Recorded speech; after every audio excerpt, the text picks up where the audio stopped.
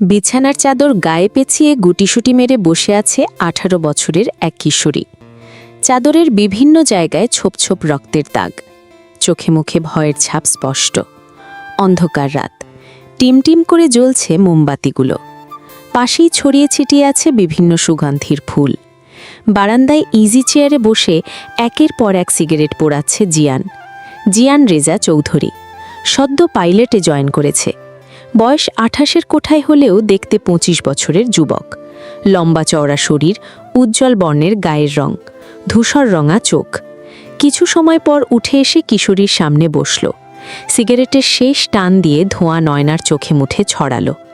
মোবাইলের torch on করে বলে, বিয়ে হলে স্বামীর আদর সহ্য করতে হয় তা জানো না? নয়না চুপ করে আছে।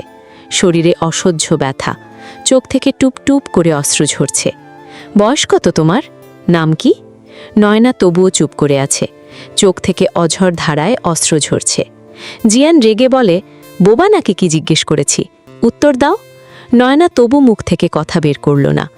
জিয়ান নয়নার বাহু ধরে বলে, নাম জিজ্ঞেস করেছি তো, উত্তর দাও। নয়না কাপা কাপা কণ্ঠে বলল, শয়না। তোমার বোন কোথায়? নীলাঞ্জনা কোথায়? আমি জানি না। আমাকে বিয়ে কেন করলে? কবুল কেন বললে? তোমাকে শোপিসের মতো সাজিয়ে রাখার জন্য বিয়ে করিনি। ভালো না বাসি।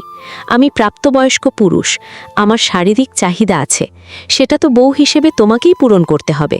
কবুল যখন বলেছ তখন তো আর নিস্তার নেই। বলেই নয়নাকে আবারও কোলে তুলে নিল। নয়না কাঁদো কাঁদো কণ্ঠে বলে, প্লিজ আমাকে ছেড়ে দিন। আমি আর সহ্য করতে পারবো না। অনেক ব্লাড আসছে, আমার শরীরেও ব্যথা হচ্ছে। প্লিজ ছেড়ে দিন। আর ব্যথা দেবেন না ভাইয়া। বয়স কত? ছেড়ে দিন আমাকে। আমি সত্যি বলছি, আমি মরে যাব। জিয়ান নয়নাকে বেঁধে রেখে লাইটটা অন করল। নয়না আরও ভালো করে নিজের শরীরে চাদর পেঁচিয়ে নিল। এলোমেলো চুল, ফর্সা চেহারা লাল হয়ে আছে। চোখে লেপ্টে আছে কাজল, ঠোঁট জোড়া ফুলে উঠেছে। মেয়েটাকে দেখে এবার মায়া হচ্ছে জিয়ানের। জেদের বসে এইটুকু মেয়ের সাথে জোর জবরদস্তি করা উচিত হয়নি।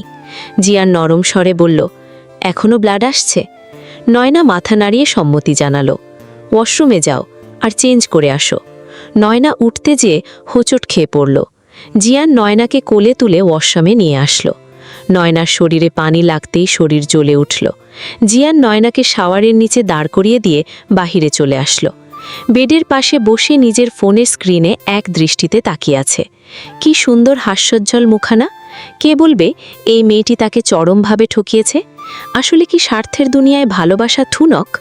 এরই মধ্যে শীতে কাঁপতে কাঁপতে জিয়ানের একটু দূরে দাঁড়িয়ে নয়না বলে, আমার প্যাড লাগবে। আমি কি তোমার চাকর? আমাকে কেন বলছো? নয়না জিয়ানের ভয়ে আরও ২ কদম পিছিয়ে যায়, যার ফলে নয়নার কাঁধ থেকে চাদর সরে যায়। ফর্সা কাঁধে লাল তিলটা জলজল করছে। জিয়ান রাঙিয়ে বলে, তুমি কি ড্রেসও পরতে পারো না? এখন সেটাও আমাকে পরিয়ে দিতে হবে? নয়না চাদর শক্ত করে ধরে বলে, আমার ড্রেস তো বাসায়। তাহলে তুমি এখানে কেন এসেছো? নয়না কিছু বলবে তার আগে জিয়ান নয়নার দিকে একটা টি শার্ট আর জিন্স বাড়িয়ে দিয়ে বলে, আজকের মতো ম্যানেজ করো, কাল একটা ব্যবস্থা করব। কিন্তু প্যাড দিয়ে কি করবে? নয়না পায়ের নখ দিয়ে দেওয়ালে আঁচড় কাটছে। পিরিয়ড? প্রথমবার তো, তাই ব্লাড বেরোচ্ছে। এখন আর হবে না। চুপচাপ এগুলো পরে শুয়ে থাকো। নয়না ওয়াশরুমে এসে টি শার্ট পরতেই হাঁটুর নিচ পর্যন্ত ঢেকে গেল। ৬ ফুট লম্বা চওড়া বডির শার্টে টি শার্টের ভেতর নয়নার ছানাপোনা। জিন্সটা পরে ২ হাতে ধরে আবারও রুমে আসলো। জিয়া নয়নার দিকে একবার তাকালো, তাকিয়ে কোনো মতে নিজের হাসি চেপে রেখে বলে, বাপাসে শুয়ে পড়ো। নয়না চুপচাপ গুটিসুটি মেরে শুয়ে পড়ল। মাহফুজা বেগম বালিশে মুখ বুজে ফুঁপিয়ে কেঁদেই চলেছে। মাহবুব তালুকদার এবার উঠে বসলেন। বেডসাইড সুইচটা টিপে দিয়ে লাইটটা অন করলেন। ধমকের সুরে বললেন, সেই কখন থেকে মরা কান্না করছো, তা মরেছেটাকে? এই বাচ্চা মেয়েটাকে চোখের সামনে থেকে নিয়ে গেল, আর তুমি বলছো কে মরেছে? মাহফুজা, কতবার বলেছি মেয়ের জন্মই হয় পরের ঘরের জন্য, আজ না হয় কাল পাঠাতেই হতো। তাই বলে আমার বাচ্চা মেয়েটাকে বিয়ে দিয়ে পাঠিয়ে দিবে? আমি যা করেছি এই তালুকদার বংশের মান সম্মান আর ভালোর কথা চিন্তা করেই করেছি। আর তাছাড়া ছেলেও ভালো আর বংশীয়। সবসময় তুমি ভালোই করো, তবে সেটা তোমার ভাইয়ের জন্য, নয়তো তার পরিবারের জন্য। কিন্তু সেই সবে আমার মেয়েটাকে কেন কুরবানি দিলে? আমার মেয়ে আর আমার ভাইয়ের মেয়ে আমার কাছে আলাদা না। নীলাঞ্জন একটা ভুল করেছে, তার ভুলের জন্য আমরা শাস্তি দেব, কিন্তু সমাজের মানুষের কাছে নিজের মেয়ের সম্মান নিয়ে কথা উঠুক সেটা তো হতে দিতে পারি না। নাজিম চৌধুরী, যেমন নাম তেমন তার দাপট। তার একমাত্র ছেলে জিয়ান রেজা চৌধুরী। যদি তাদের প্রস্তাবে রাজি না হতাম তাহলে সমাজে মুখ দেখানোর মতো অবস্থা তারা রাখত। বাহ, নিজের ভাইয়ের মেয়ের সম্মান রক্ষা করার জন্য নিজের মেয়ের জীবন বলি দিয়ে দিলে। বলি কেন বলছো? মেয়ে আমার ভালো থাকবে, খুব তাতো থাকবে। এখনও এসএসসির গণ্ডি বেরোতে পারল না, সেই মেয়েকে এক প্রাপ্তবয়স্ক পাইলটের গলায় ঝুলিয়ে দিয়ে বলছো মেয়ে আমার ভালো থাকবে? তুমি কি সত্যি সোনা নয়নার নিজের বাবা? এমন বাবা যেন কোনো মেয়ের না হয়। হ্যাঁ, আমি পৃথিবীর সবচেয়ে স্বার্থপর বাবা। তুমি মনে রেখো, আমার মেয়ের শরীরে একটুও আঁচল লাগলে আমি কাউকে ছেড়ে দেব না। জেলের ভাত খাওয়াবো সবাইকে, ভুলে যাব কার সাথে আমার কি সম্পর্ক। মাহবুব তালুকদার উঠে এসে বারান্দায় দাঁড়ালেন। রাত বাজে 1:25। তখন কি কল করা ঠিক হবে? 7-5 ভাবতে ভাবতেই কল করেই বসলেন নাজিম সাহেবকে। নাজিম সাহেব ভুরু কুঁচকে কলটা রিসিভ করলেন। গম্ভীর কণ্ঠে বলেন, এখন আর কি বলার বাকি আছে তালুকদার সাহেব? রাগ অভিমান করাটা স্বাভাবিক, কিন্তু ভাগ্যের খেলা আমাদের তো বোঝা দায়ী। যেটা বলার জন্য কল করেছ সোজা সেই পয়েন্টে আসুন। আমার মেয়েটা নাবালিকা, এখনও তার 18 বছর হয়নি, 2 বছর বাকি। আপনার ছেলেকে বলবেন আমার মেয়েটার সাথে যাতে কোনো রকম খারাপ কিছু না করে। নাবালিকা মেয়েকে বিয়ে দেওয়ার সময় মনে ছিল না, এখন নিজের ছেলেকে এসব আমি কোন মুখে বলবো? ভাই, আমার মেয়েটাকে নিজের মেয়ে মনে করে একটু খেয়াল রাখেন। নাজিম সাহেব কলটা কেটে দিয়ে বলে, নাইস জোক, একটা 27 বছরের যুবকের বউ কিনা নাবালিকা? মিতা বেগম বললেন, কি বলো? তাহলে যাও, ছেলেকে আটকাও। রাগের বশে মেয়েটার সাথে কি না কি করে ফেলবে। তোমার ছেলের রাগ তোমার অবশ্য জানা। কতবার বলেছি এই মেয়েকে বিয়ে করতে হবে না? না, করবেই করবে। কি হলো রেজাল্ট? মেয়ে আরেক ছেলের সাথে পালিয়ে গেল। শেষে কি হলো? তারা আরেকটা মেয়েকে আমাদের ছেলের গলায় ঝুলিয়ে দিল। এবার যা হওয়ার হোক, তুমি চুপচাপ ঘুমাও। এসব বাচ্চা মেয়েটার কি দোষ? ও তো ভিকটিম, সবাই ওর ওপরে চাপিয়ে দিল সব। সকালের আলো রুম জুড়ে ছড়িয়ে পড়তেই উঠে বসল জিয়ান, আর মুনা ভেঙে তাকাতেই দেখে বেডে রক্ত লেগে আছে। নাক মুখ কুচকে উঠে পড়ল। ইচ্ছে করছে মেয়েটাকে তেলাপোকার মতো ছুঁড়ে মারতে। নিজের রাগ সংযত করে ডাকতে লাগল, এই মেয়ে ওঠো। কি হলো, উঠছ না কেন? আম্মু, আমার পিরিয়ড চলছে, ঘুমাতে যাও, ডিস্টার্ব করো না। জিয়ান আর ডাকল না নয়নাকে। ফ্রেশ হয়ে নিচে চলে আসলো। বাসার কারোর সাথে কোনো কথা না বলে বের হয়ে গেল বাহিরে। ফার্মেসিতে এসে চুপচাপ কতক্ষণ দাঁড়িয়ে রইল। বারবার ঘুরে ঘুরে প্যাডের দিকে তাকাচ্ছে, কিন্তু দোকান তো ফাঁকা হচ্ছেই না। দূর, আজ কি মান সম্মান এভাবেই যাবে? আপনার কিছু লাগবে? জি, 1 প্যাকেট প্যাড দিন, সবচেয়ে ভালোটা। লোকটা প্যাডের প্যাকেটটা প্যাক করে দিতে দিতে বলে, স্যার নতুন বিয়ে করেছেন বুঝি, তাই নতুন নতুন লজ্জা পাচ্ছে? আর স্যার, এইসব তো কমন ব্যাপার, এত লজ্জা পাওয়ার কিছু নেই। এর সাথে চকলেট, আইসক্রিম, ফুল কিনে নিয়ে যাবেন, দেখবেন ভাবি আসমানের চাঁদ পাওয়ার মতো খুশি হয়ে যাবে। আপনাকে কত টাকা দিব? 12 টাকা। টাকা দিয়ে জিয়ান দ্রুত বের হয়ে আসলো। ইচ্ছে করছিল লোকটার নাক ফাটিয়ে দিতে। বাসায় এসে ঢুকতেই মিতা বেগম বলেন, মেয়েটার সাথে ভালো আচরণ করিস, মেয়েটার বয়স কম। বয়স কম? তাহলে বিয়ে দিল কেন? বাসায় বসিয়ে সাজিয়ে রেখে দিত। যে মেয়েকে বিয়ে দিয়েছে সে মেয়েকে নিয়ে নাটক আমি সহ্য করব না। বিয়ে যেহেতু হয়েছে, বউ তোমারই থাকবে, কেউ নিয়ে যাবে না। কয়েকটা দিন সময় দাও। বুঝতে পারছো আমি কি বলতে চাইছি? আমি বুঝতে পারছি, তবে দুঃখিত, তোমার প্রাপ্তবয়স্ক ছেলে তার বউয়ের সাথে ফুলশয্যা সেরে ফেলেছে। কথা শেষ করার আগেই জিয়ানের গালে ঠাস করে একটা চড় পড়ল। জিয়ান রক্তচক্ষু নিয়ে সামনে তাকিয়ে দেখে নাজিম সাহেব। তুমি কি মানুষ আছো? মানুষের তো বোধ বুদ্ধি থাকে। নিজেকে মানুষ মনে করলে সুনয়নার সাথে মানুষের মতো বিহেভিয়ার করবে।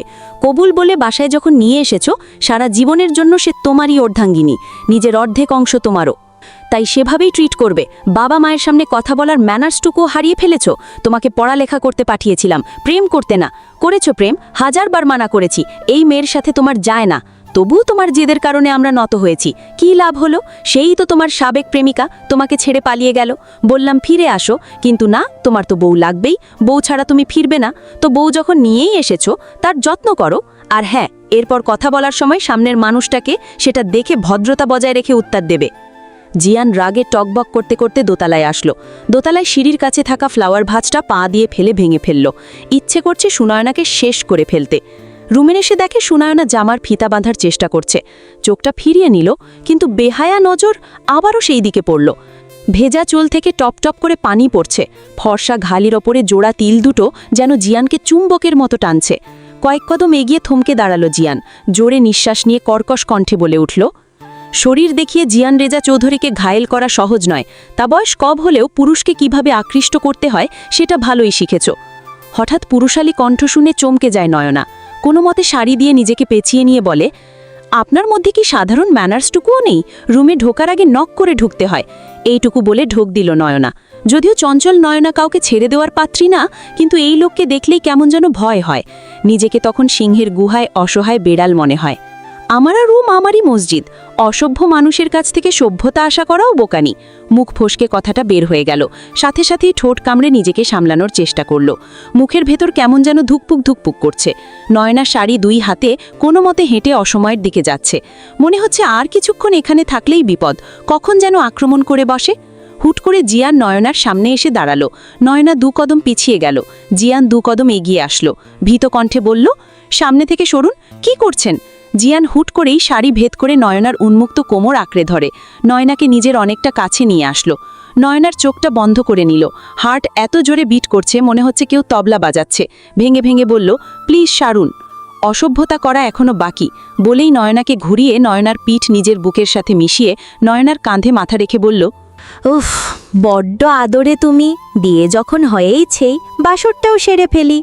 এত কিউট টেডিয়ারের মতো বউটাকে আদরে আদরে ভরিয়ে দিতে হয়। কে জানে এই বিয়ে কয়দিন টেকে। নয়না বন্ধ চোখের কার্নিশ বেয়ে অশ্রু গড়িয়ে পড়ছে। হুট করে জিয়ান নয়নাকে ছেড়ে দিয়ে বলে, তোমার মতো মেয়ের দিকে জিয়ান চৌধুরীর নজর তো দূর, ফিরেও তাকায় না। বলেই ধাক্কা দিয়ে বেডে ফেলে দিয়ে বলে, আগামীকাল রিসেপশনের পরে তোমার ছায়া যেন এই বাড়িতে না পড়ে। হঠাৎ করে এমন হওয়ায় শাড়ি পুরোটাই এলোমেলো হয়ে গেল। জিয়ান এক পলক তাকিয়ে চোখ সরিয়ে নিয়ে বলে, টেবিলের উপরে প্যাড রাখা, আমি বের হচ্ছি, তাড়াতাড়ি শাড়িটা ঠিক করো। জিয়ান রুম থেকে বের হতেই নয়না শাড়ি পেঁচাতে লাগলো না। কোনোভাবেই আগা মাথা মেলাতে পারছে না। ধু, এসব শাড়ি ভাড়ি আমাকে দিয়ে পরা হবে না। কিন্তু আমি পরব কি? কোনো ড্রেসও তো আনা হয়নি। গালে হাত দিয়ে কতক্ষণ ভাবল, তারপর নিজের খুরফাতি বুদ্ধি কাজে লাগিয়ে পরার মতো ড্রেস বানিয়ে নিল। প্যাড হাতে নিয়ে বেশ অবাক হলো। প্যাডের সাথে একটা ব্যাগে কিটক্যাট আর ডেরি মিল্ক চকলেটগুলো দেখে বেশ অবাক হলো নয়না। মনে মনে বলে, লোকটা কি এই আদৌ বড় বয়সে চকলেট খায়? এমন রসকসীন মানুষ চকলেট কি করে খেতে পারে? চকলেট খাবে সুইট কিউ মিষ্টি হৃদয়ের মানুষ। ওয়াশরুম থেকে বের হয়ে বেডে বসে চকলেট খাওয়া শুরু করলো। জিয়ান চলে যেতেই মিতা বেগম বলে, এত বড় ছেলের গায়ে কেউ হাত তোলে? একদম চুপ থাকো, এই সব কিছুর জন্য একদম দায়ী তুমি। ছেলের দোষ সারাক্ষণ আঁচলের তলায় লুকিয়ে রেখে রেখে বিগড়ে দিয়েছ ছেলেটাকে। বয়স? বাবা মায়ের সামনে বয়স আবার কি? অন্যায় দেখলেই কানের নিচে ঠাটিয়ে লাগিয়ে দিলে আজ এই পরিস্থিতির সম্মুখীন হতে হতো না। আর হ্যাঁ, ওই বাড়ি থেকে কল করে বলে দাও কাল এখানে রিসেপশন, সো এখানে এসে যেন কোনো নাটক ক্রিয়েট না করে। এখনকার কেউ তো জানে না এক মেয়ে পালিয়ে গিয়েছে বলে আরেক মেয়েকে ঘাড়ে চাপিয়ে দিয়েছে। চৌধুরী পরিবার হাতছাড়া তো করা যায় না, ডার্টি গেম খেলেছে। দোষ তো তোমার ছেলেরও আছে, সেটাও তোমার ফল্ট। আমি তখন তোমাকে বললাম আমি দেখে নিচ্ছি রেজাকে, তখন তুমি বললে দয়া করে ভরা আসরে সিন ক্রিয়েট করো না, যা হচ্ছে হতে দাও। জিয়ান রুমের সামনে এসে দাঁড়িয়ে চোখ বড় বড় করে তাকিয়ে আছে। তুই কি আসলেই মেয়েটার সাথে ইন্টিমেট হয়েছিস? চুপ কর, মেজাজটা এমনিতেই খারাপ, আর খারাপ করিস না। নিকোটিনের শেষ টান দিয়ে বলে, করতেই পারলাম কই? তাহলে কি করেছিস? এই অবস্থা কি করে হলো? আরে তেমন কিছু করিনি, টেনে রুমে নিয়ে এসেছি, জোর জবরদস্তি করেছি। পুরোটা কমপ্লিট হওয়ার আগেই মেয়ে বেহুশ। তুই এইটুকু মেয়ের সাথে জোর জবরদস্তি করেছিস? মেয়েটা বাচ্চা ব্রো। রাখ তোর বাচ্চা, 6 মাসের বাচ্চার মা হয়ে যাবে, আর বাচ্চা। একটা বাচ্চা মেয়েকে কোন বাবা মা বিয়ে দেয়? আমার ওর বয়সের ডিফারেন্স জেনেই দিয়েছে। জাহিন, তুই তো আমার বন্ধু জাহিন না। আমি যে জাহিনকে চিনি সে তো মেয়েদেরকে সম্মান করে, ভদ্র প্রকৃতির একজন আদর্শ পুরুষ। ভদ্রতাকে আমি দাফন করে দিয়ে এসেছি ওই বাড়ির উঠোনে। কি দোষ ছিল আমার? ভালোবেসেছিলাম, এইটুকু। সবার বিরুদ্ধে যে বিয়ে করে নিজের অর্ধাঙ্গী বানাতে চেয়েছিলাম, এটাই ভুল। এখানে সোনায়নের দোষটা কোথায়? সাপের বংশে মানুষ আসবে কোথা থেকে? ওরা সব কটাই সাপ, তাই ২০ দাঁত আগেই উপড়ে ফেলবো। ভার্গিস পিরিয়ড শুরু হয়েছে, নয়তো আমি ওর এমন হাল করতাম জীবনে অন্য কোনো পুরুষের কথা চিন্তায়ও আনতে ওর রুহু কেঁপে উঠত। তুই যাচ্ছিস কবে? তোর ছুটি শেষ হবে? সিগারেট ধরাতে ধরাতে বলে, 5 দিনের ছুটি, 3 দিন শেষ, আর 2 দিন বাকি আছে। আচ্ছা লাবিব কই? ওরে তো আমার বিয়ের দিন থেকে দেখছি না, মোবাইলও সুইচ অফ। লাবিব গ্রামে গেছে। লাবিবের কথা ছাড়, আমার কথা শোন। মেয়েটাকে 1 বছর সময় দে, এবার এসএসসি দিবে, সেটা শেষ করুক। ততদিনে তোর সাথে ওর সম্পর্কটা মজবুত হোক। এমন কিছু করিস না মেয়েটার সাথে যাতে করে তোকে ছেড়ে যেতে বাধ্য হয়। দ্রুত উঠে দাঁড়িয়ে হনহন করে বেরিয়ে আসলো নাহিরের রুম থেকে। সোজা বাসায় এসে নিজের রুমে ঢুকল। খাটের উপরে তাকিয়ে দেখে খাটের উপর বসে চকলেট খেতে ব্যস্ত নয়না। শার্টের কলার ভেদে পায়ের কাছে বেশ খানিকটা স্পষ্ট। ঝাঝালো কণ্ঠে ডাকল, এই মেয়ে। ভয়ে চকলেট মুখের পাশে লেপটে গেল। হাত প্যাঁচানো নিয়ে চকলেট লুকিয়ে রাখল। তোমার সমস্যা কি? সবসময় নিজের শরীর দেখানোর চেষ্টা করো কেন? এসব কি করেছ? শাড়ি কই তোমার? নয়নার বলতে ইচ্ছে কোনো, আমার নাম সো নয়না, নট মি। চোখ পিটপিট করে তাকাচ্ছে আর মনে মনে এইসব ভাবছে। কি হলো? উত্তর দাও, শাড়ি কোথায় তোমার? নয়না উঠে দাঁড়িয়ে বলে, এই তো। পুরো শাড়ি পেঁচোয় কোমরে গুজে রেখেছে। দাঁড়ানোর ফলে শার্টের হাতাটা ভেতরের হাত দুটো হারিয়ে গেছে জিয়ানের। এবার রাগ না হাসি আসছে। সামনের দিকে ভালো করে তাকিয়ে মনে মনে বলল, আসলেই তো বাচ্চা লাগছে দেখতে। মুখে চকলেট লেপটে আছে, শাড়ি এমনভাবে পেঁচিয়ে রেখেছে 2 কদম হাঁটলেই উষ্ঠা খেয়ে পড়বে। বুঝলাম না, পুরো পরিবার কি আমার সাথে আবার এক ধোঁকা করল? বিয়ের দিনে তো জলপাই রঙের লেহেঙ্গা পরা মেয়েটাকে এত বাচ্চামি লাগেনি। এই মেয়ে, এই দিকে এসো। নয়না বারবার হাত দুটো উপরের দিকে উঠানোর চেষ্টা করছে। কয়েকবার চেষ্টা করে মোটামুটি হাত দুটো কাবু করতে পেরেছে। শাড়ি একটু উঁচু করে সামনে এগোতে চাইলেই বেডের ওপর থেকে ধপাস করে পড়ে যেতে নিলে জিয়ান ধরে ফেলে। জিয়ানের গলায় জড়িয়ে ধরে ড্যাব ড্যাব করে তাকিয়ে আছে নয়না। মনে মনে বলে, হায় আমার রবির কাপড়। জিয়ান ঠাস করে নিচে ফেলে দেয়। নয়না জোরে, বাবা গো বলে জোরে একটা চিৎকার করে ওঠে। আরে, চিৎকার দেওয়ার আগেই জিয়ান নয়নার মুখ চেপে ধরে। মনে মনে নয়না বলে, তুই একটা ভিলেন, তোকে আমি এমন শিক্ষা দেব, খালি আরেকটু সাহসটা আমার বাড়ুক। রুমের মধ্যে বসে না থেকে যাও, মেয়েটার কাছে যাও, খোঁজ নাও, মেয়েটাকে দেখো, তোমার ছেলে তার অবস্থা কি করেছে। দরকার পড়লে ডাক্তার খবর দাও। ডাক্তার সুলতানা পারভিনকে কল করলে চলে আসবে। নাজিম সাহেবের কথা শেষ করার আগেই নয়নার গলার স্বর কানে আসলো। মিতা বেগম দ্রুত ছুটে আসলেন রুমে। এসে দেখে নয়না নিচে পড়ে আছে। জিয়ান তার খুব কাছে মুখ চেপে রেখেছে। মিতা বেগম জিয়ান বলে ডাক দিতেই জিয়ান নয়নাকে ছেড়ে দিয়ে দূরে সরে আসলো। মিতা বেগম দ্রুত এসে নয়নাকে বুকের সাথে চেপে ধরলেন। মাথায় হাত বুলিয়ে বলেন, তোমার এ অবস্থা কেন মা? নয়না আর চোখে জিয়ানকে দেখে তাকাচ্ছে। রুম থেকে বের হও। জিয়ান সাদা শার্টটা নিয়ে রুম থেকে বেরিয়ে আসলো। মিতা বেগম নয়নাকে ধরে বেডে বসালেন। কোমল স্বরে জিজ্ঞেস করলেন, তুমি শাড়ি পরতে পারো না? নয়না মাথা নাড়িয়ে অসম্মতি জানালো। আসো, আমি পরিয়ে দেই বলে নিজের আঁচল দিয়ে নয়নার মুখে লেপটে থাকা চকলেটটা মুছে দিলেন। সুন্দর করে শাড়ি পরিয়ে দিলেন। তুমি বসো, আমি তোমার জন্য খাবার আনছি। আচ্ছা, সকালে তোমার কেমন নাস্তা পছন্দ? নয়না মিতা বেগমকে জড়িয়ে ধরে কেঁদে দিল। শাড়ি পরানোর সময় মিতা বেগম নয়নার শরীরে বিভিন্ন চিহ্ন দেখেছেন, যা তার ছেলের বদলাতে বাচ্চা মেয়েটার শরীরে স্থান পেয়েছে। মাথায় হাত বুলিয়ে বলে, কাঁদো না নয়না, শরীর খুব ব্যথা করছে। আমাকে বলো, তোমার কি সমস্যা হচ্ছে? আমি আপনার সাথে থাকবো আন্টি। আচ্ছা ঠিক আছে, তবে জানো তো, বিয়ের পর মেয়েদের একমাত্র ভরসাযোগ্য আশ্রয়স্থল স্বামী। নয়না মিতা বেগমের আঁচল খামচে ধরল। গতকাল রাতে তার সাথে যা হয়েছে, এরপর এই মানুষটার সাথে স্বাভাবিক হতে পারবে কখনো? মিতা বেগম নয়নার ভয় বুঝতে পেরে নয়নাকে বলল, তোমার স্বামী ততটাও খারাপ না যে রূপ তুমি দেখছ। সেটা তোমার বোনের উপরে রাগ ক্ষোভ থেকে। তবে জানো, তোমাকে ভালোবাসা দিয়ে ওর এই রাগটাকে মোচন করতে হবে। তুমি চিন্তা করো না, আমি তোমাকে সহযোগিতা করব আদর্শবান স্ত্রী হয়ে উঠতে। এখন বসো, আমি খাবার আনছি। মিতা বেগম চলে যেতেই নয়না নীলাঞ্জনার কথাটা মাথায় আসলো। আচ্ছা, নীলাঞ্জনা আপি তো লাবিব নামের একটা ছেলেকে ভালোবাসত, তাহলে এই তিতো করলার সাথে কি সম্পর্ক? নীলাঞ্জনা আপি কি 2 টাইমিং করত? কেন এমনটা করলে আমার সাথে নীলাঞ্জনা আপি? কেন করলে তোমাকে আমি? কোনো দিনও ক্ষমা করব না। চোখের পানি মুছে ড্রেসিং টেবিলের ওপর থেকে একটা মোবাইল দেখতে পেল। দ্রুত মোবাইলটা হাতে নিয়ে সাইড বাটনে ক্লিক করতেই মোবাইলের স্ক্রিনে দুজন কপতি হাস্য উজ্জ্বল পিক ভেসে উঠল। এটা তো নীলাঞ্জন আপি, আর তিতো করো না। দুজনে এতটা ক্লোজ, তার মানে আমি যা ভাবছি তাই। মোবাইলটা হাত থেকে রাখার আগে কেউ ছোঁ মেরে নিয়ে নিল। কর্কশ কণ্ঠে বলে, সাধারণ বোধবুদ্ধি নেই, পারমিশন ছাড়া কারো পার্সোনাল জিনিসে হাত দিতে নেই। আপনি নীলাঞ্জনা আপুকে কতদিন ধরে চেনেন? সেই কৈফিয়ত আমি তোমাকে দেব না। নয়নার দিকে চোখ পড়তেই চোখ গেল গলার দিকে, রক্ত জমে জমাট বেঁধে কালো হয়ে থাকা চিহ্নের ওপর। মনে একজন রেখে ঘরে কেন আমাকে আনলেন? মলিন কণ্ঠে বলল নয়না। তোমার বয়স কত? পেছন থেকে মিতা বেগম বলে, 18 বছর। এখন মনে হলো বউয়ের বয়স জানতে হয়, বিয়ের আগে জানতে হয়, বিয়ের পরে না। সরি আম্মু, আমার ভুল হয়েছে। আমি আমার ভুলটা শুধরে নেব আজই। সোনায়নাকে ওদের বাসায় ফেরত দিয়ে আসব। লাবিব নীলাঞ্জনার পিঠের চুল সরিয়ে ঘাড়ে আবেশের মতো চুমু খেল। কোমরে হাত রেখে নিজের বক্ষে জড়িয়ে নিয়ে কানের কাছে ফিসফিস করে বলল, ভালোবাসি আমার প্রিয়তমা নীলাঞ্জনা। নীলাঞ্জনা কিছুটা সরে দাঁড়ালো। লাবিব, কতবার বলবো বিয়ের আগে আমার এসব পছন্দ না। আমরা বিয়েটা কবে করছি না আমরা বিয়ে। ভালোবাসি আমি তোমাকে।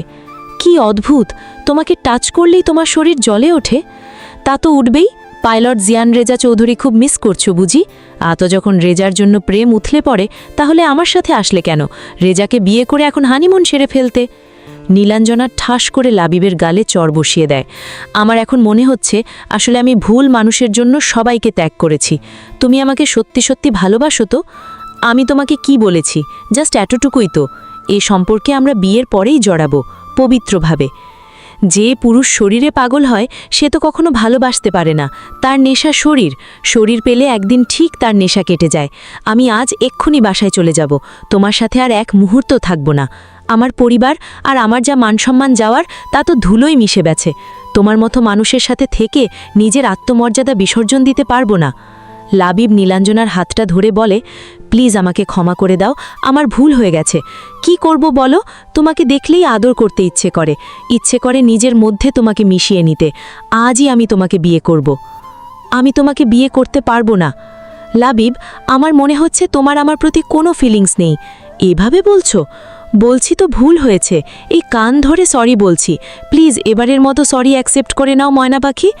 করতে পারি, এক শর্তে। কি শর্ত বলো ময়না পাখি? তোমার জন্য এই অধমের জানও হাজির। কথা দাও, আমাদের মাঝে কখনো তুমি জিয়ানকে টেনে আনবে না। আমি যদি ওকে সত্যি ভালোবাসতাম তাহলে ওকে ছেড়ে তোমার কাছে আসতাম। জিয়ান আমার স্কুল লাইফের ভালোবাসা। তখন আমি নেহাতি বাচ্চা ছিলাম, আবেগে ভেসেছি। তোমার সাথে পরিচয় হওয়ার পর আমি অনুভব করেছি, হ্যাঁ এটাই ভালোবাসা। লাভ ইউ আমার ব্যক্তিগত ময়না পাখি। এবার যাও, বিয়ের আয়োজন করো। তুমি নাস্তা করে রেডি হও, আমি কাজে নিয়ে আসছি। অপেক্ষায় রইলাম প্রেমিকা থেকে প্রিয়তমা স্ত্রী হওয়ার। আম্মু, আমি সত্যি দুঃখিত। সোনায়নার বয়সটা যে এত কম আমি বুঝতে পারিনি। যাই হোক, আমি আমার ভুল শুধরে নেব। তোমার কি বিয়েটাকে ছেলে খেলা মনে হয় জিয়ান? বিয়ে হচ্ছে জন্ম জন্মান্তরের বন্ধন। এটা তোমার কিনে আনা কোনো শো পিস না। ভালো লাগলো কিনে আনলে, ভালো লাগলো না ছুঁড়ে ফেলে দিলে। তুমি যথেষ্ট ম্যাচিওর, তাই নিজের জ্ঞান কাজে লাগাও। বোকাদের মতো কাজকর্ম করার কোনো মানেই নেই। নয়না, তুমি বসো, আমি তোমার জন্য নাস্তা নিয়ে আসি। যাওয়ার সময় জিয়ানকে বলে গেল আমি যাব আর আসব, ওর সাথে কোনো রকম মিসবিহেভ করবি না। নয়না বেডের এক কোনায় বসে বসে চোখ ঘুরিয়ে ঘুরিয়ে রুমটা দেখতে লাগলো। বাপরে, রুমের ফার্নিচার থেকে শুরু করে রুমের দেওয়ালের রং পর্যন্ত সাদা। এত শুভ্রতায় জড়ানো মানুষ এমন খারাপ হয়? এই মেয়ে, শোনো, প্রথমত আমার নাম সোনয়না, নট এই মেয়ে। তুমি না বাচ্চা। বাচ্চা কাকে বলে জানেন? মন চাইলেই আপনি যার গাল টেনে দিতে পারেন, কোলে নিতে পারবেন তাকে। আমাকে দেখে কি মনে হয় বাচ্চা? পুরো 33 কেজি ওজন আমার, আর বয়স 18। সো বাচ্চা আর এই মেয়ে দুটোর কোনোটাই আমার সাথে যায় না। তার মানে তুমি ইচড়ে পাকা। আপনি যাই বোঝাতে যান আমি বুঝব না, কারণ আপনি জিলিপির প্যাচের চেয়েও কঠিন প্যাচানো। আর ভাববেন না আমি ভেতু, আমার কিন্তু অনেক সাহস জানেন। আমার ক্লাসের রাফির নাক ফাটিয়ে দিয়েছিলাম এক ঘুষিতে। আপনি বড় তাই কিছু বলিনি। কাল রাতে যা করেছেন আপনার নামে মামলা করা উচিত। মামলা হইলেই পরে দেখো থানায় লিখব। উফ, আমি তো ভীষণ ভয় পেয়েছি। আপনার মুখে গান মানায় না, আপনার মুখে করলার মতো তেতো কথা মানায়। আপনাকে আন্টি ছোটবেলায় মুখে মধু দেয়নি? তুমি তো বড্ড বেশি কথা বলো, তোমাকে আজই আমি বাসায় দিয়ে আসব। বয়সের চেয়ে কথা বেশি শিখেছ, পিচ্চি কথাকার। একদম পিচ্চি বলবেন না।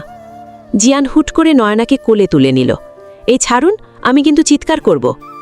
নয়নার গালে পরপর দুটো চুমু খেল, এরপর বেডে বসিয়ে দিয়ে বলল, বাচ্চাদের এভাবেই কোলে নিয়ে আদর করতে হয়।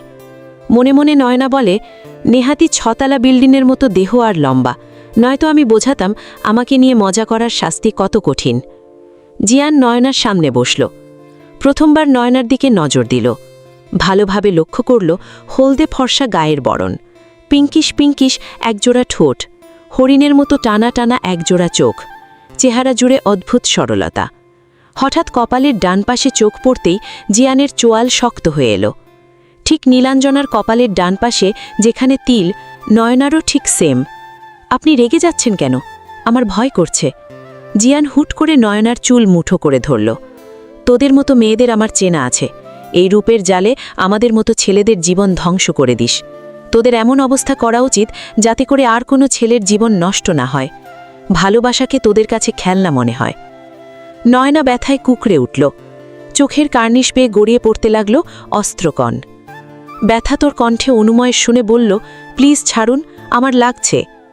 মিতা বেগম রুমে এসে এই দৃশ্য দেখে চিৎকার করে বলে, ও জিয়ান, এসব কি হচ্ছে?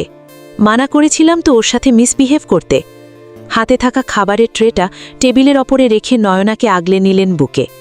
জিয়ান ততক্ষণে রুম ছেড়ে যাওয়ার জন্য পা বাড়িয়েছিল। দাঁড়াও। মিতা বেগমের কণ্ঠ শুনে স্থির হল জিয়ানের পা। আম্মু প্লিজ, এখন এই মুহূর্তে আমার কোনো রকমের জ্ঞানের বাণী শোনার মন মানসিকতা নেই বা ধৈর্য কোনোটাই নেই। আমাকে একটু একা থাকতে দাও। তোমার মেজাজ নিয়ে ডিপ ফ্রিজে রেখে আসো। আজ তুমি যেটা করলে আমার ভাবতেও ঘৃণা হচ্ছে। তোমার মতো সন্তান আমার গর্ভে ধারণ করেছি। এইটুকু একটা মেয়ে, তুমি ওর ওপরে শারীরিক মানসিক টর্চার করেই যাচ্ছ। তোমার প্রেমিকা তোমাকে ধোকা দিয়ে আরেক ছেলের সাথে পালিয়ে গেছে, তাতে এই নিষ্পাপ মেয়েটা কী দোষ? আর কোন মেয়ে এমন মেজাজ সহ্য করবে? মেয়েটা ঠিক ডিসিশন নিয়েছে তোমাকে ছাড়ার। আর হ্যাঁ, মনে রেখো, ও আজ থেকে আমার মনের মেয়ের মতো। জীবনে দ্বিতীয়বার ওর ভাই আঘাত করার কথা চিন্তাও করলে তোমার মতো ছেলেকে অস্বীকার করতে আমি দুবার ভাবব না। জিয়ান বাহিরে এসে সোজা চিলেকোঠায় চলে আসলো। চিৎকার করে কাঁদতে ইচ্ছে করছে তার। আচ্ছা, ছেলে মানুষের হৃদয় ভেঙে গুড়িয়ে গেলেও কি তাদের কান্না করা মানা? আমি কি দোষ করেছিলাম? শুধুমাত্র নীলাঞ্জনাকে ভালোবাসতাম। আমি তোমাকে কিভাবে বোঝাবো আম্মু? নীলাঞ্জনাকে আমি খোলসের আড়ালে থাকা মুক্তার মতো যত্নে রেখেছিলাম। নিজের শত আঘাত সহ্য করলেও কখনো ওর শরীরে সামান্য আঁচড়ও আসতে দিইনি। কেন বোঝো না? ছেলেদেরও হৃদয় আছে, তাদের হৃদয়ের রক্তক্ষরণ কেউ কেন দেখতে পায় না? তারাও পুড়ে বিরহের অনলে। সেই দগ্ধ হৃদয়ের আর্তনাদ কারও হৃদয় স্পর্শ করে না। কেন তুমি ভুল ছিলে না? তুমি ছিলে শুদ্ধ ফোটা সুভাষিত ফুল, যার ঘ্রাণের মাদকতা আমাকে নিঃস্ব করে দিয়েছে। রাত তখন প্রায় 1টা ছুঁই। জিয়ান পা টিপে টিপে রুমে আসলো। বেডের উপরে এলোমেলো হয়ে ঘুমিয়ে আছে এক কিশোরী। শাড়ি সরে যে কিশোরীর উন্মুক্ত করেছে শরীরের বেশ খানিকটা অংশ। আলতো হাতে কোলে তুলে নিল ঘুমন্ত কিশোরীকে। চুপি সারে সিঁড়ি বেয়ে নিচে চলে আসলো। গাড়ির সামনে ছিটে নয়নাকে বসিয়ে শাড়িটা কোনো মতে পেঁচুয়ে শরীরে দিল। হঠাৎ ঘুমন্ত রমণী হাত ধরে বসল। জিয়ান খানিকটা ভয় পেল। কিছু সময় সেভাবেই রইল। বুঝতে পারল ঘুম ভাঙেনি। আলতো করে হাতটা সরিয়ে এনে ড্রাইভিং সিটে বসে ড্রাইভ করতে লাগল। রাতের নীরব রাস্তা, দূরে একটা কি দূরপাল্লার বাসের শোষক্ষীণ আওয়াজ। সাথে সাথে গাড়ির গ্লাস উঠিয়ে দিল। খুব দ্রুত ধীর গতিতে গাড়ি ড্রাইভ করছে। নয়নার মাথাটা জিয়ানের কাঁধে। একবার সরিয়ে দিয়েছিল, তারপর নিজেই ঠিক ধরে রাখল। বেশ কিছু দূর আসার পরে পুলিশ চেকপোস্ট পার হতে হয়। নয়নার মাথাটা গাড়ির সিটে ঠিকভাবে রেখে গাড়ি থেকে বের হয়ে আসে জিয়ান। গাড়ির কাগজপত্র সব দেখায়। একজন অফিসার বলে, আপনার সাথে গাড়িতে উনি কে? আমার ওয়াইফ। আপনার ওয়াইফ? তার প্রমাণ কি? আপনার কি মনে হয় এই রাতে আমি ম্যারেজ সার্টিফিকেট নিয়ে ঘুরব? বলছি যখন ও আমার ওয়াইফ, তখন অবশ্যই আমার ওয়াইফ। প্রমাণ দেখান, তারপর বিশ্বাস করব। আপনাদের বিয়ে হয়েছে কতদিন? গত সপ্তাহের শুক্রবার। আজ তো রবিবার। নিশ্চয়ই আপনার ফোনে বিয়ের পিকচার আছে, সেটা দেখান। দেখুন স্যার, আমি একজন পাইলট। তাছাড়া আমার ওয়াইফ ঘুমিয়ে আছে। আপনারা প্লিজ আমাকে বিরক্ত করবেন না। আপনার বাসায় কারোর সাথে কথা বলিয়ে দেন। আর আপনি যেই হন না কেন, আইন সবার জন্যই সমান। হতেই পারে মেয়েকে কি আপনি কিডন্যাপ করে নিয়ে যাচ্ছেন। একজন যে জানালার কাছে বাড়ি দিয়ে ম্যাডাম ম্যাডাম বলে ডাকতে লাগলো। জিয়ান দ্রুত করে গাড়িতে এসে নিজের গায়ের শর্টটা খুলে নয়নার বাহে পরিয়ে দিয়েছে। নয়না ঘুম ঘুম চোখ দুটো কোনো মতে খুলতেই জিয়ানকে দেখে ঘাবড়ে যায়। কান্না মিশ্রিত কণ্ঠে বলে, প্লিজ আমাকে ছেড়ে দিন, আমাকে আর ব্যথা দিবেন না। একদম চুপ, একটাও কথা বলবে না। বাহিরে পুলিশ, শাড়ি তো খুলে রেখেছে অর্ধেক। আমার ওয়াইফকে এই অবস্থায় অন্য কেউ দেখবে? নয়না জোরে চিৎকার দিয়ে বলে, কে আছো, বাঁচাও। বাহিরে পুলিশের লোকেরা বলতে থাকে, গাড়ি থেকে বের না হলে আমরা গাড়ির দরজা ভেঙে ফেলতে বাধ্য হব। একটা শব্দও করবে না, চুপ করে থাকো। বলেই শর্টের বাটনটা লাগিয়ে দিল। তোমার বাবার নাম্বার বলো। বাবা? এত রাতে? হ্যাঁ, তোমার বাবা। আপনি না চৌধুরী বংশের ছেলে? তো বলুন, আমাকে হ্যারাসমেন্টের দায়ে আপনাদের চাকরি খেয়ে দেব। Just silent. যেটা বলেছি সেটা করো। ফোনটা দিন, নাম্বারটা উঠিয়ে দিই। যেটা বলেছি সেটাই করো। এরপর বের হয়ে এসে বলে, আপনাদের কাজ কি রাতের বেলা ভদ্র মানুষদের অসম্মান করা? না, আমাদের ডিউটি দেশ ও জনগণকে নিরাপত্তা। আমরা সেটাই করছি। Just wait. কল করলো মাহবুব তালুকদারের নাম্বারে। কল ঢোকার আগেই কেউ একজন মোবাইলটা নিয়ে কল কেটে দিল। তুমি বাহিরে এসেছো কেন? তুমি আদর্শ হাজবেন্ডের মতো আমাকে প্রোটেক্ট করার জন্য একাই লড়াই করবে আর আমি ঘুমিয়ে থাকব? জান, আমি সুনয়না তালুকদার, পিতা মাহবুব তালুকদার। এই যে দুদিন আগে শুক্রবার গেল, সেই দিনটাই ছিল আমার আর আমাদের ভালোবাসার দিন, প্রণয়ের দিন। আমরা হাজব্যান্ড ওয়াইফ লং ড্রাইভে বের হয়েছিলাম। এতে আপনাদের সমস্যা কি? আচ্ছা ম্যাডাম, সরি, তবে আপনাকে তার ওয়াইফ মনে হচ্ছে না। সুনয়না রাগীর কণ্ঠে বলল, আপনার বউয়ের সাথে নিশ্চয়ই আপনি বেমানান, তাই এসব উল্টাপাল্টা কথা বলছেন। এই চল তো, সময় নষ্ট না করে। বলেই জিয়ানের হাতের মধ্যে হাতটা রাখল। গাড়িতে এসে বসে জিয়ানের দিকে তাকিয়ে বলে, আসলে আমি অনেক সাহসী, কিন্তু সমস্যা হলো আমার আরেকটু সাহস দরকার, তারপর আপনার সাথে বোঝাপড়া করব। এই প্রথম সুনয়নার মুখ থেকে স্বাভাবিক কথা শুনল জিয়া। বেশ কিছুক্ষণ সুনয়নার দিকে তাকিয়ে রইল। এভাবে দেখার কি আছে? আপনারই তো বউ, না চাইলেও সারা জীবন এই মুখটাই দর্শন করতে হবে। আচ্ছা, আমরা যাচ্ছি কোথায়? সরি। নয়না অবাক হয়ে বলে, আপনি কিছু বললেন এইমাত্র? সরি, আমি আসলেই দুঃখিত। আমার উচিত হয়নি তোমার সাথে এমন আচরণ করা। তোমার তো এখানে কোনো দোষ নেই, উল্টো আমাদের মাঝে তুমি ফেসে গেছো। রিয়েলি? সত্যি সুনয়না? আপনি সরিও বলতে পারেন? এক কাজ করুন, আপনার সরি আচার বানিয়ে ধীরে ধীরে এক চামচ করে খেয়ে ফেলুন। আমি তোমাকে একবারের জন্যও রেখে যাব না এখানে। খুব তাড়াতাড়ি তোমার জন্য তোমার উপহার চলে আসবে। দেখুন, আমার এইটুকু মাথা, তাও আবার বিশাল চুল, তার ভেতরে খোলস, খোলসের ভেতরে এইটুকুন বুদ্ধি। আর তাই সহজভাবে বলুন মিস্টার পাইলট, খুব তাড়াতাড়ি আমি তোমার জন্য ডিভোর্স লেটার পাঠাবো। যা ইচ্ছে করুন, আগে আমাকে বাসায় দিয়ে আসুন। না, আমি বাসায় যাব না। আপনি এক কাজ করুন, আমাকে কোনো হোস্টেলে রেখে আসুন। Are you crazy? হঠাৎ করে চোখটা অস্ত্র টলমল নেত্রে তাকিয়ে বলে, জানেন, আমি না ধর্ষণ সম্পর্কে পত্রপত্রিকায় পড়েছি, টিভিতে নিউজ দেখেছি, কখনো কল্পনাও করিনি সেই সব কিছুর ভিকটিম আমি নিজে হব। আমার আপনাকে দেখলে ভয় হয়, মনে হয় এক্ষুনি হিংস্র জানোয়ারের মতো ঝাঁপিয়ে পড়বেন আমার উপর। বলতে বলতে হাঁটুতে মুখ গুজে কান্না করতে লাগল। এই মুহূর্তে নিজেকে ধ্বংস করে দিতে ইচ্ছে করছে জিয়ানের। শেষে কিনা সে কোনো মেয়ের কাছে ধর্ষক?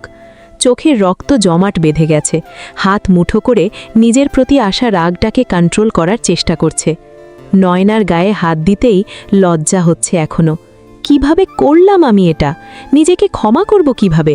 নয়নার মাথায় হাত রেখে বলে, আমি তোমাকে কষ্ট দিয়েছি, আর তা কখনোই আমি চাইনি। আমি নিজের ভুল বুঝতে পেরেছি। তোমার যন্ত্রণার জন্য আমি গভীরভাবে দুঃখিত।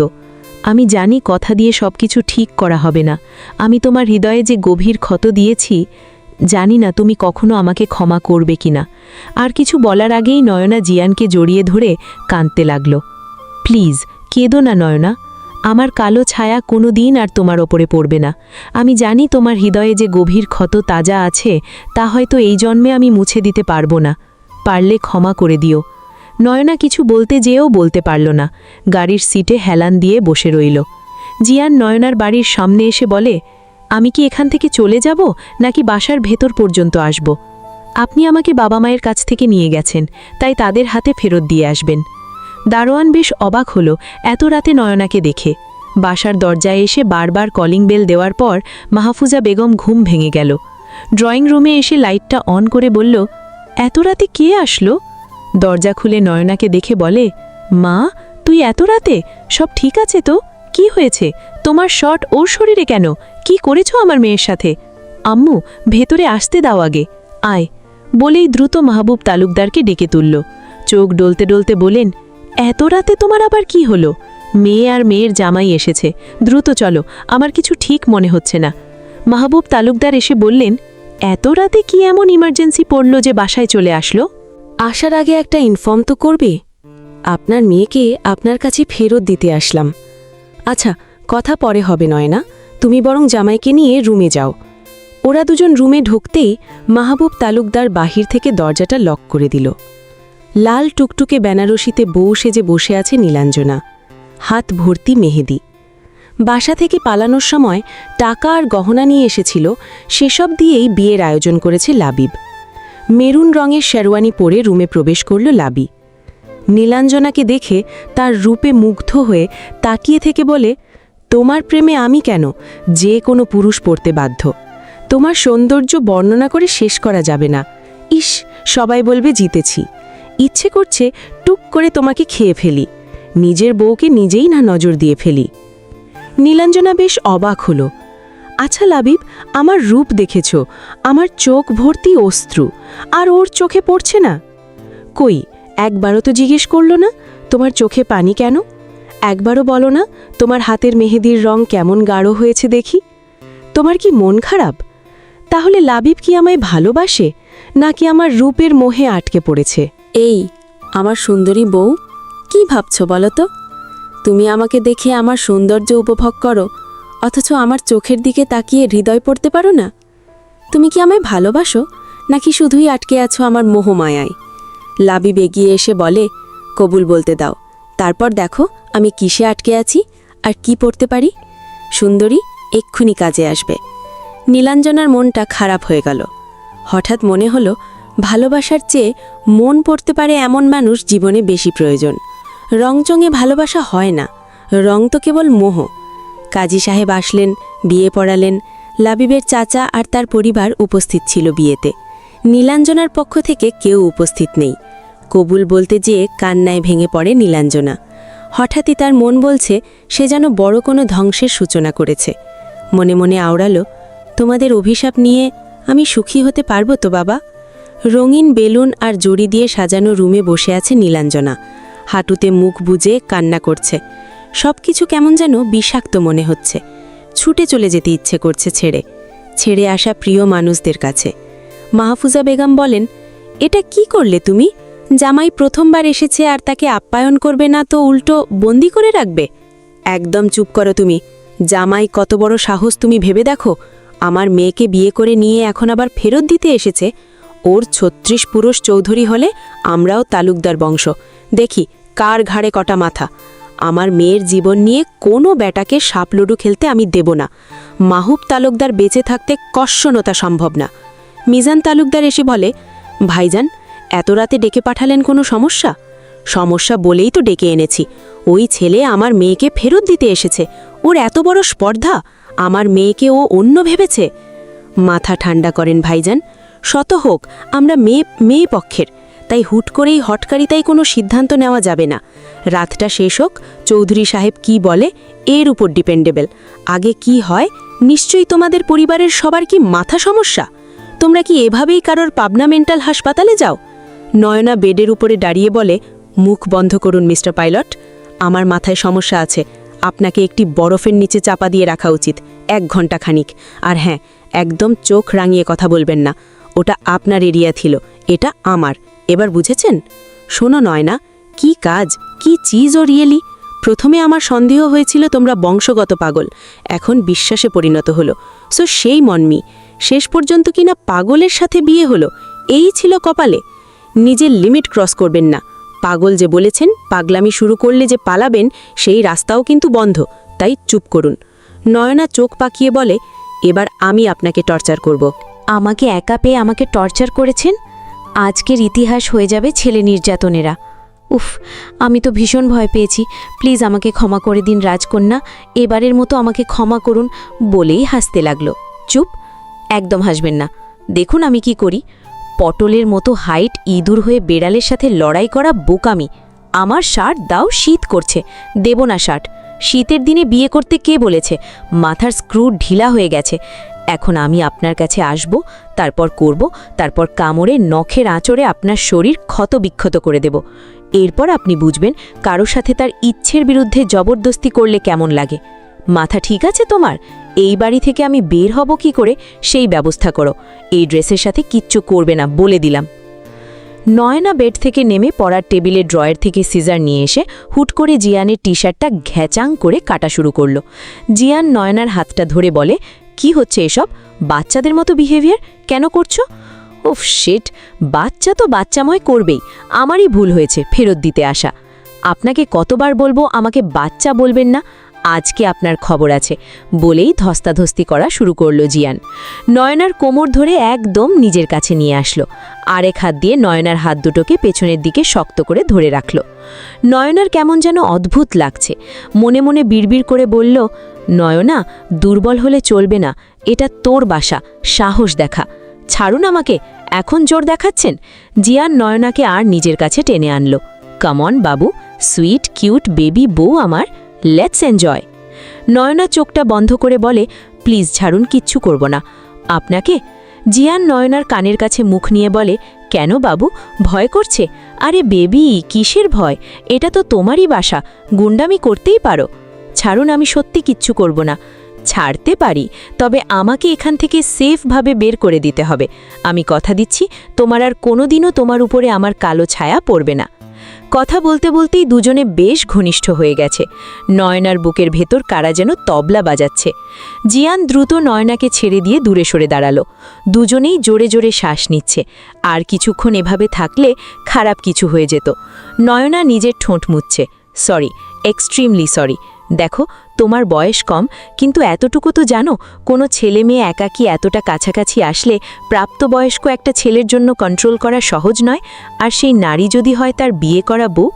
সরি, এই অনাকাঙ্ক্ষিত কিসের জন্য। নয়না কোনো কথা না বলে মুখে হাত দিয়ে জানালার দিকে তাকিয়ে আছে। প্লিজ আমাকে এখান থেকে বের করার ব্যবস্থা করো, এই শেষ অনুরোধ করো আমার প্রতি। নয়না আস্তে করে বলে, আমি আপনাকে আরেকবার কিস করতে পারি? নয়নার কথা শুনে জিয়ান শক। এই মেয়ে কি বলে? আগুনে ঘি ঢালার কাজ করছে চাইছে কেন? Are you mad? মাথা ঠিক আছে তোমার?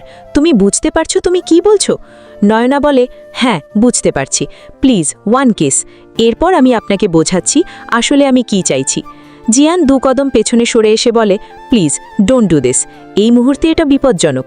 Please just one kiss. তোমার মাথা ঠিক আছে? কি বলছো এসব? একটা কিস করতে ভয় পাচ্ছে, এরপর কোনোদিন নিজেকে আর সাহসী বলবেন না। তুমি কি বুঝতে পারছো তুমি কি বলছো? তুমি যে চেয়ে যেন উত্তপ্ত স্পাতে হাত দিতে চাইছো। কিস না করলে কিন্তু আপনাকে আমি এখান থেকে বের হতে বিন্দুমাত্র সাহায্য করব না। ওকে, কাম অন বাবু। তবে এরপর যা হবে তার জন্য কিন্তু দায়ী তুমি। একটা কিস করার জন্য এত কথা? সেদিন রাতে তো বলেই মুখে হাত দিল। জিয়ান নয়নার কাছাকাছি এসে বলে, আগেই ঠোঁট আড়াল করছো বলেই আলতো করে নয়নার কপালে নিজের ঠোঁটের উষ্ণতা ছোঁয়ালো। নয়না জিয়ানের টি শার্টটা আঁকড়ে ধরে বলে, লিপিস। নয়নার কথাটা কানে যেতেই জিয়ানের হার্টবিট ফাস্ট হতে লাগলো। কি হলো? এই মেয়ে কেন আমাকে ঠিক থাকতে দিতে চাইছো না? এর কি সত্যি 18 বছর? এত কি ভাবছেন? এখন থেকে বের হতে হলে এক্ষুনি আমাকে কিস করতে হবে। জিয়ান একটু সরে আসলো। জোরে নিঃশ্বাস নিয়ে বলে, এই মেয়ে আমাকে এলোমেলো করে দিচ্ছ। তুমি তা বুঝতে পারছো? জানো তুমি আমাকে উস্কে দিচ্ছ। এরপর সামলাতে পারবে তো? নয়নার শার্টের বাটনটা খুলে শার্টটা বেডের উপরে রাখল। জিয়ান পেছনের দিকে ঘুরে বলে, কি হচ্ছে এসব? Please don't do that. এর পরিণতি ভালো হবে না। নয়নার শার্টটা খুলে শাড়িটা কোমরে গুজে টুল নিয়ে এসে জিয়ানের পেছনে দাঁড়ালো। মিস্টার পাইলট মহাশয়, এদিকে ঘুরে দাঁড়ান। গতরাতে আমার পরনের শাড়িটা যখন খুলে ফেলেছিলেন নিজের হাতে, তখন লজ্জা কোথায় ছিল? জিয়ান নরম স্বরে বলে, আমি দুঃখিত। ওইসব দুঃখ পরে দেখাবেন, এখন আমার দিকে ঘুরে তাকান। জিয়ান সামনে ঘুরে দেখে নয়না আর সে সেম। শাড়ি গুজে রাখার ফলে কোমর উন্মুক্ত। মুক্ত। এতক্ষণ শীত লাগছিল, কিন্তু এখন গরম লাগছে। নয়না জিয়ানের মাথা 2 হাতে চেপে ধরে নিজের দাঁত দিয়ে সর্বশক্তি দিয়ে জিয়ানের কোমরে কামড় বসিয়ে দিল। এরপর টুপ করে সরে আসতে চাইলে আটকা পড়ল জিয়ানের হাতে। জিয়ান নয়নার কোমর ধরে রেখেছে, ঠোঁট দিয়ে রক্ত ঝরছে। ছাড়ুন, নয়তো চিৎকার করে বাসার মানুষ জড়ো করব। এমনিতেই আটকা আছেন, তার উপরে খাবেন ধোলাই। জিয়ান একটু কিছু একটা ভেবে নয়নাকে ছেড়ে দিল। নয়না বেডের উপরে বসে জিয়ানের দিকে তাকিয়ে বলে, এবার বলুন, এই কিস আপনাকে কেমন ফিলিংস এনে দিল? বুঝলাম, তুমি ছোট করে প্রতিশোধ নিলে, তাই তো? না, শুধুমাত্র আমার কষ্টের বিন্দু পরিমাণ অনুভব করালাম। জিয়ান নয়নার পড়ার টেবিলের চেয়ার টেনে বসল। নয়না জিয়ানের দিকে তাকিয়ে বলে, আপনি দেখতে কিন্তু ঠিকঠাকই আছেন। আচ্ছা, আপনার চুলগুলো আসল নাকি নকল? ফার্স্ট এড বক্স কোথায়? আমি কি ডাক্তার নাকি? আমার কাছে ওসব থাকবে? জিয়ান সামনের দিকে ঘুরে বলে, ব্লাড বন্ধ করো, নয়তো দ্বিতীয় উপায় আমার জানা আছে। নয়না দ্রুত করে ড্রয়ার থেকে ফার্স্ট এড বক্সটা এনে জিয়ানের সামনে রাখল। নিজে চলে গেল ড্রেস চেঞ্জ করতে। আলতো হাতে নিজেই অ্যান্টিবায়োটিক লাগালো। নয়না এসে ড্রেসিং টেবিলের সামনে দাঁড়িয়ে চুল ঠিক করছে। আমি যে একটা মানুষ তোমার চোখের সামনে বসে আছি, এটা তুমি দেখতে পাচ্ছ না? নয়না আয়নার দিকে তাকিয়ে বলে, না, আমার রূপে তো আমি নিজেকে ছাড়া আর কাউকেই দেখতে পাই না। ও সরি, আমি তো দেখতে পাচ্ছি, দ্য গ্রেট পাইলট জিয়ান ভেজা চৌধুরী, সরি রেজা। ও ভাই, এত রাতে আমার রুমে কি করছেন? আমি আপনাকে কিভাবে সাহায্য করতে পারি?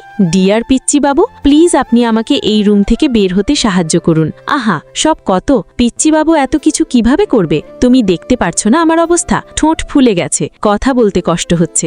জঙ্গলি বিল্লির মতো কেউ কামড় দেয়, আমি দেখাবো আমাকে কোন হিংস্র বাঘ কিভাবে কামড় দিয়েছিল। তাই বলে ঠোঁটে? চুপ করে শুয়ে পড়ুন বেডে এসে। এখন রাত বাজে 2:40। ঘুমিয়ে পড়ুন, ভোর করকে আপনাকে বের করার ব্যবস্থা করব। আমি এইখানেই ঠিক আছি। ওকে ডিয়ার হাজব্যান্ড, আপনি ঠিক থাকুন আর আমি একটা আরামসে ঘুম দেই। বলেই ব্ল্যাঙ্ক একটা মুড়ি দিয়ে শুয়ে পড়ল। জিয়ান একইভাবে বসে নয়নের দিকে তাকিয়ে আছে। কম্পিউটারের ভিতর থেকে নয়না বলল, এভাবে তাকিয়ে থাকবেন না, আমার কম্পিউটারটা লজ্জা পাচ্ছে। একটা কম্পিউটারকেও ছাড় দিচ্ছেন না। ঘুমটা নিয়ে বাসর ঘরে নিজের বোনের জন্য অপেক্ষা করে বসে আছে নীলাঞ্জনা। চোখ থেকে অনবরত অশ্রু ঝরেই যাচ্ছে, নিঃশব্দ কান্না। লাবিব রুমে ঢুকে দরজাটা বন্ধ করে নীলাঞ্জনার পাশে বসল। নীলাঞ্জনার হাতটা ধরে হাতের চুমু খেয়ে বলল, অবশেষে আমার অপেক্ষার অবসান ঘটতে চলল। তোমাকে পাওয়ার যুদ্ধে আমি জিতে গেলাম। নীলাঞ্জনা ঘুমটা তুলে বলে, পাওয়ার যুদ্ধ মানে? লাবিব নীলাঞ্জনার থুতনিতে হাত রেখে মাথাটা উঁচু করে ধরে বলে, এতদিন তো আমাকে বাধা দিয়েছ, আজ থেকে তোমাকে স্পর্শ করতে কোনো বাধা নেই। আজ আমার ভালোবাসার চাদরে তোমাকে পুরোপুরি মরিয়ে নেব। শরীর পাওয়া মানে কি সব পেয়ে যাওয়া লাবিব? তোমার কাছে কোনটার দাম বেশি, দেহ নাকি মনে? লাবিব নীলাঞ্জনাকে নিজের কাছে এনে কানের কাছে ফিসফিস করে বলল, আজকের রাতে কোনো তর্ক বিতর্ক নয়, আজ শুধু ভালোবাসা আর ভালোবাসা। বলেই নীলাঞ্জনার অধরে অধর মিলিয়ে দিল।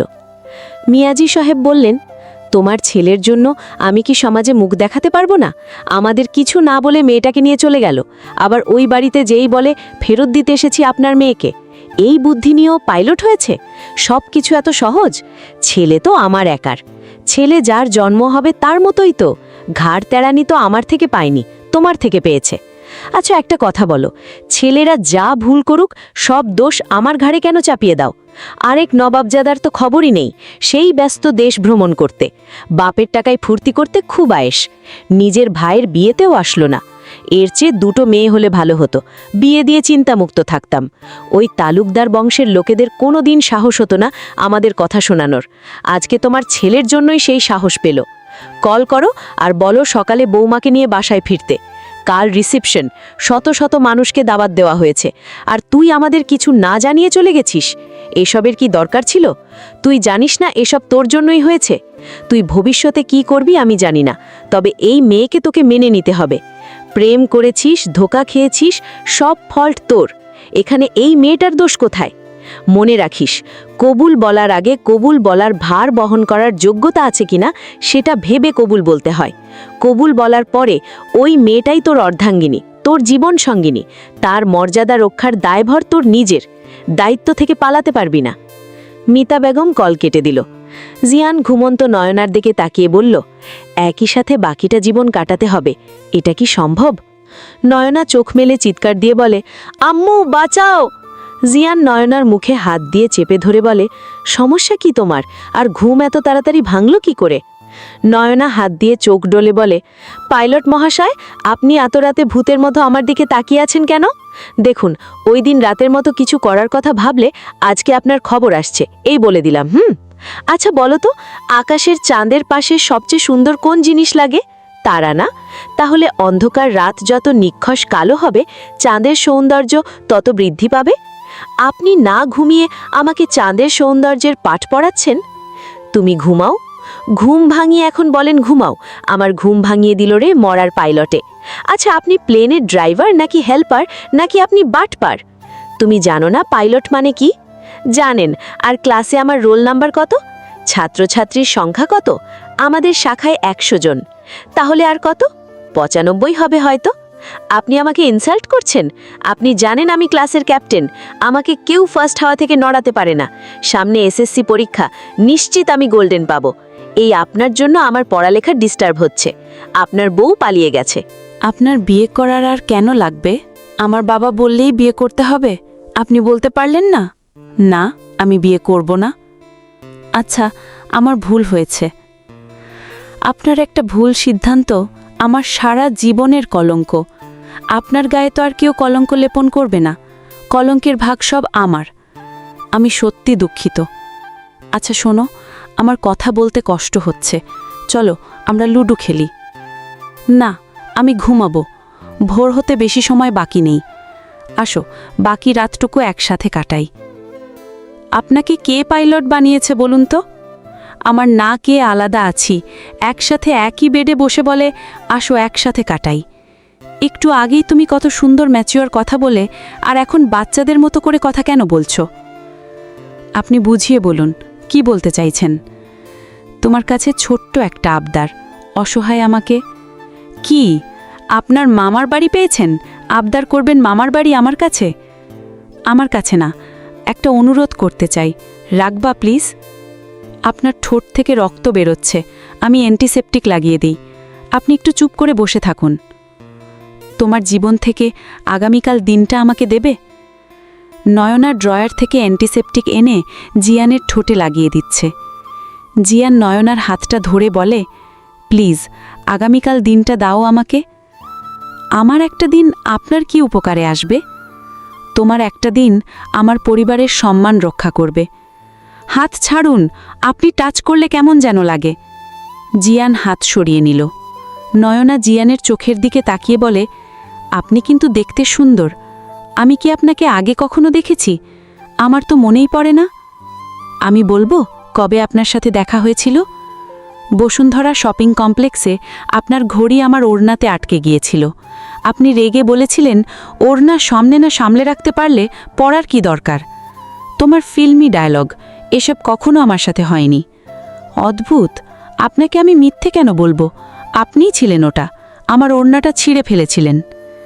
আচ্ছা, তা তুমি বাচ্চা মানুষ একা একা বসুন্ধরায় কি করছিলে? আরে একা একা মানে কি, কুপির সাথে গিয়েছিলাম, সে ফোনে কথা বলতে ব্যস্ত ছিল। জানেন, আমি তো সেই দিন আপনাকে দেখে পুরাই ফিদা। ব্ল্যাক কোট, সাদা শার্ট, সুন্দর করে চুলগুলো স্ট্রেট করা, এজন্য সরি বলেছি, নয়তো ঝগড়া করতাম। তোমার বাজে কথা শেষ হলে আমার কথাটা শোনো। আমরা ভোরেই চলে যাব বাসায়। পরশু আমার ডিউটি শুরু হবে। আগামীকাল রাতেই চলে যাব আমি। এরপর তোমার সাথে আমার আর দেখা হবে না। তুমি ভুলে যেও আমার নাম। মনে করো আমি ছিলাম দূর থেকে ভেসে আসা কোনো এক স্লোগান। নয়না জিয়ানের কাঁধে মাথা রেখে বলে, আপনি চলে যাওয়ার পরে কি হবে? কিছুই হবে না, তুমি আগের মতোই নিজের জীবনটা গুছিয়ে নেবে। আমি তোমার জীবনে এমন এক কালো অধ্যায়, যা আমার সারা জীবনের সবটুকু অনুনয়ে বিনিয়েরও মুছে দিতে পারবো না। ক্ষমা চাইব, সেই যোগ্যতাটুকুও আমার নেই। আমায় ভুলে যেয়ে নতুন করে জীবনটা সাজিয়ে নিও। মনে করো আমি ছিলাম হঠাৎ আসা কোনো সুনামি, যে ক্ষয়ক্ষতির দায় না চুকিয়েই হারিয়ে যায় অতল গহ্বরে। জিয়ান কথাগুলো শেষ করে তাকিয়ে দেখে নয়না তার কাঁধে মাথা রেখে ঘুমিয়ে পড়েছে। জিয়ান নয়নার মাথাটা সরালো না, সেভাবেই বসে থেকে ভাবতে লাগল, আমি জানি আমি তোমার সাথে অন্যায় করেছি, তোমাকে কিভাবে মেনে নেব? আমি তোমার দৃষ্টিতে ধর্ষক ছাড়া আর কিছুই না। কোনোদিনও তুমি আমাকে ক্ষমা করতে পারবে না, আর এই সব কিছুর জন্য দায়ী আমি নিজেই। জিয়ানের হঠাৎই ইচ্ছে করছে নয়নার কপালে আলতো করে ঠোঁট ছুঁয়ে দিতে।